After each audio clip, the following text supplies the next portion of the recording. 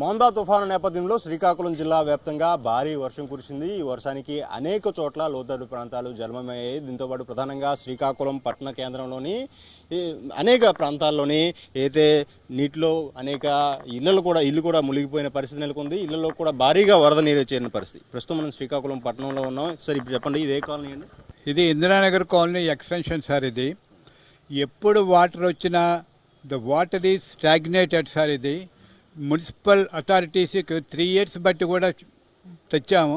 We have brought to the notice of the municipal commissioner and ఈ staff, but the water is like that only.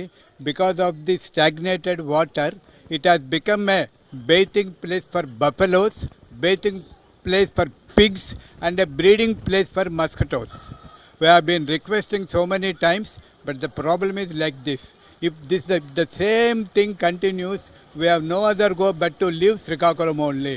So we request the municipal authorities to kindly interfere and see that water is removed at once. ఈ ఇందిరానగర్ కాలనీలో అనేక నివాసాలు ఉన్నాయి. నివాసాల్లో కూడా నీరు జిల్లిన పరిస్థితి, అనేక ప్రమాదకర ప్రాంతాలు కూడా ఉన్నాయి. దీనిపై మీరు ఏమంటారు? ఏమండి, we are paying tax to the municipal authorities. It is the duty, I feel it is the duty to see that at least water is removed and minimum sanitary conditions are provided to the citizen of the town. ఆయన కూడా చెప్పండి sir, ఏంటి ఇంత ప్రమాదకరమైన పరిస్థితుల్లో మీరు ఎలా చూస్తున్నారు? గత 20 ఏళ్ళగా ఇబ్బంది పడుతూనే ఉన్నామండి. Due to know drainage sir. అసలు మున్సిపల్ ట్యాక్స్లు కడుతున్నాం, మున్సిపాలిటీ అథారిటీస్ ఎటువంటి యాక్షన్ చేయట్లేదు. రాజకీయ నాయకులు కూడా కలవడం జరుగుతుంది, ఏమాత్రం కూడా ఇది చేయట్లేదు. అసలు దేశం ఎంత అభివృద్ధి చెందింది, 3వ స్థానానికి వెళ్ళిపోయాను, 4వ స్థానానికి వెళ్ళిపోయాను చెప్తున్నారు, కానీ ఇలాంటి పరిస్థితులు గత 20 ఏళ్ళగా జీవిస్తున్నామండి. అసలు వీళ్ళని ఎవరిని ఏం చేయాలో ఎలా చేయాలనేది అర్థం కాని పరిస్థితులు ఉన్నాం. ఎన్నిసార్లు కంప్లైంట్ ఇచ్చినా అప్పటికి ఏదో మోటార్ పెట్టి తోడిస్తున్నారు అంతే. కనీసం డ్రైనేజ్ అనేది లేకుండా ఈ మున్సిపాలిటీ వాళ్ళు ఇచ్చేస్తున్నారు. ఇది చాలా అన్యాయం. అసలు దీన్ని ఏ విధంగా యాక్షన్ తీసుకోవాలో మాకైతే అర్థం కావట్లేదు.